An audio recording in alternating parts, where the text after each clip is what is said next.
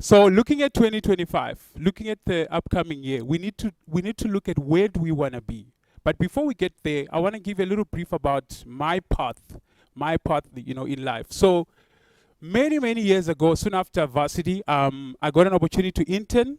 The disappointing thing with the internship was they were not paying me anything, but I didn't take that as a downside. I actually learned a lot. A lot of who I am today, the mentorship I got was through the individual that I was working for. Because he said to me, look, I'm not going to pay you, but I'm going to take you to all my clients, all my top clients. You'll be my right-hand mentee. Whatever I'm doing, watch what I'm doing. And it gave me access to meetings where there were ministers, where there were multi-millionaires, because I said to myself, instead of saying, you're not paying me, I'm not interested, I said, rather, what is it that I can do that can help me grow? Because my end goal was to be beyond his level, to be as highly successful as possible. So as we're looking at our journey, what is the destination you see yourself end of 2025 as a project leader? That shapes the pathway that you will walk to get there. So when I left that opportunity, I got another opportunity to work in other countries like Botswana. And again, the same gentleman referred me to these opportunities because he saw my work ethic, he saw my principles, and he began to refer me. So I might have taken a loss in terms of not getting any income, but I actually gained in terms of a relationship. To this day, I call him Big Brother, and this is more than 20 years ago. And he nurtured me through the process. So that one of the elements of being a leader, you need a mentor. You have to have a mentor. You cannot walk on a path that you've never walked and expect to get your destination successfully. Somebody has traveled the journey. Andy, for example, or Rule of, they've been, in the agile world for longer than me, I'm sure. And the things that they've learned. So if I want to learn about agile, I don't need to go to Google or ChatGPT. I need to go through someone who has gone through the ups and the downs of it. Because that's the individual that can tell me, look, there is like a GPS. There, don't take that short left. Go straight. Or, they give you the guideline on where to get you where you want to get. So if you don't have a mentor, one of the first points I want to mention today is look for a mentor. Look for somebody who is where you want to be as a project leader. So in my path, I knew one day I wanted to be, a senior IT executive because I'm in the tech space. So I found this gentleman and he opened those doors. But along the way, there's always curveballs. One of the things that happened was I lost a job in Botswana and I found myself as a PA without any experience being a personal assistant. But I was a personal assistant to a very, very successful businessman. Again, somehow I come across these individuals and, there's always doors that open through that. And this individual, I learned a lot about business. And you see there on the first slide, on profile, one of the points I mentioned, I went through the Richard Branson School of Entrepreneurship. And I nurtured my journey. My end goal, remember, is to be a senior IT executive, or rather my end goal was to be a senior IT executive. So I mapped a journey that would take me there. One of the elements of it is to be around other business people or other senior executives. So if you're looking at yourself as a project leader, maybe you're even a project administrator. Maybe you're not yet a project manager. Next year, you say, at least I want to be a project manager, or I want to be a senior project manager, or a program manager, or I want to be the head of the PMO. If you want to be a head of PMO next year, and today you're a project admin, who, if I can ask you, are you shadowing? And shadowing doesn't mean every day you have to follow them to every meeting. No. It's simply find time along the week. Find time even once or twice a month where you spend time with this individual. And one of the easiest ways to do it, offer to assist them. What is the challenge they're facing? If I look, for example, at Pauline. Pauline, she's a head of PMO. Obviously, she's got a lot of admin that she needs to do as a PMO manager.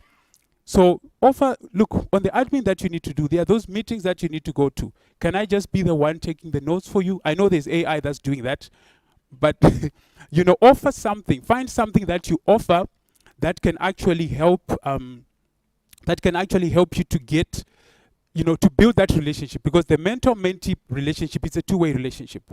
So it's not you just gaining, you just absorbing, you just taking.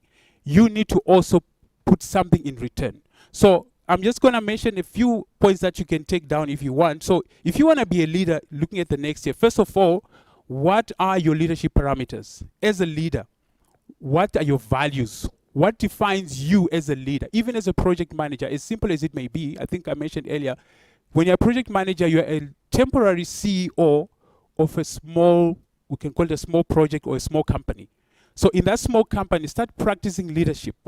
Start practicing leadership. Polish your emotional intelligence, polish your people skills. One thing I often find in project management, which stressed me when I really started getting escalated, it's the worst experience ever, because as project managers, when everything goes wrong, you are to blame. When everything goes right, they often forget you even exist. You're not invited to that product launch party. You're not getting the free T-shirts. You're not getting the, the driving experience at AMG. So you are told, no, you have another project. You have to go back to the project to finish the work. So you need to, as a leader, define what are your what are your values. What is it that defines you as a leader, and build on it. It's not a one fixed, this is who I am. Obviously, you have your ethics, you have your values, things that you say these are non-negotiable. But there are certain things that you need to be able to also allow yourself to grow, and to also do, self, evaluation. Every quarter, personally, I evaluate myself. I literally draw a graph to say, in this first quarter, as a leader, in the area of, let's say, people skills, how did I perform? And when I look at people skills, I know there are people like Temba. There are people who are, very experienced in the human resource, change, culture element. So I make sure I don't have to get Temba's number. I just look for a leader on LinkedIn that is doing what I want to do. I start checking what they talk about. I start checking what are the things they post. Already you can see a leader's element just from because a person reflects who they are in what they show online, in what they post. So you can see a person, even somebody would supports ANC or who supports another party, you can see from the way they conduct themselves, social media and whatnot. So you can learn certain things that you resonate with the person that you aspire to be. So as you're getting into the new year, define also your deal breakers. What is it that you will not tolerate as a leader in your team, even if it's a project team? I, for one, I don't tolerate laziness. I don't tolerate dishonesty. I don't tolerate, arrogance. You define your own. You know your environment, and you need to define and mention it upfront when you're starting your project. Team, this is who I am. Be bold. Team, this is who I am. If you want to get on my nerves, start doing 1, 2, 3, and we're not going to get along. I define that on any project I work, right? Because people will step on your toes, like it or not. So if you at least warn them upfront, when it happens, they already know what to expect. You know what? He's going to meet me in the parking lot, and it's not going to be nice. I'm just joking. But let people know your boundaries, right? And then also you need to define your parameters of what's success and what's failure. So when we look at end of, like I mentioned earlier, beginning with the end in mind, what do you define as your end goal for 2025, right? So with that we say, sorry, I just need to get back. What's your success criteria? When you, at the end of 2025, maybe you're a PMO manager, what's your success criteria in terms of your team growth, in terms of your team training? Did you define it at the beginning of the year? What's my success criteria on an individual level, on a team level, and then how does that sink into the organization that you're working in? And just as a side note, if you find yourself in an organization where you see maybe your goal was growth, and you realize I didn't grow in any way. By the way, if you feel you didn't grow, you didn't stay on the same level. Either you're growing or you're regressing. There's never a middle ground, because in the middle ground, I like to use this statement that says, any still body of water besides the swimming pool, any still body of water is going to attract diseases, it's going to attract pests, it's going to attract all the bad things. So you need to define for yourself, end of the year, my success criteria, did I meet it? My failure criteria, did I meet it, right? As a leader, along the way, you deal with sour grapes, you deal with the dynamics of stakeholder management and all of that. You also need to see in your team who is drilling holes and who is helping you row the boat. So in your team, we all work in teams. And there's that one individual that that will always be a headache. Sorry if there's a developer, there will be that developer that says, I'm not going to deliver that code on this deadline because I have 5 other projects, you're going to just have to wait in line. So you need to also understand, what is it that, in your team, or who is it that is pushing you, pulling you down? Because we have KPIs, we have targets. If these individuals are not working with us, then what do we do? Right? The next point, you need to invest in your personal growth. If you want, as a leader, to be able at the end of the year to point those success criteria, you need to have invested in yourself. Investing in yourself, a very good and a very practical example. Everyone here invested in themselves. Everybody who came here, you invested your money, you invested your time, you invested your effort, you invested your energy. That's an investment which, in the long run, there are things you can't even quantify. You may meet your next business partner here. You may meet, your next boss here, or your next, employee here, whatever the case. So in investing in yourself, there's many faces to it. One of which is networking, one of which is events, one of which is, going for training, upskilling yourself. There's so many of them. I won't get into details. You need to have a personal growth plan as well relating to that. Have you defined your growth plan for the next 5 years? Have you defined your growth plan for the next 10 years? When I remember my very, very first boss, the one who I said when I was interning, he was my mentor. He once made a comment saying, most people don't have a plan beyond 12 months. If you ask them next year, June, end of June, what do you think you have, or where do you see yourself? And not just to say, no, I'll see myself having 1, 2, 3, but really practically, right? It's things like, okay, I would have finished, let's say if you want to do your certification, I would have finished this certification, and after that, I would have already maybe moved into a senior role. Have a very, very clearly defined plan. We need to get into the details. As leaders, if we really want to succeed, we need to get into the details. So you need to have that, that plan in place.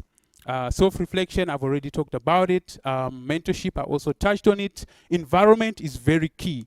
Certain environments will crush you, certain environments will grow you. You need to assess your current environment.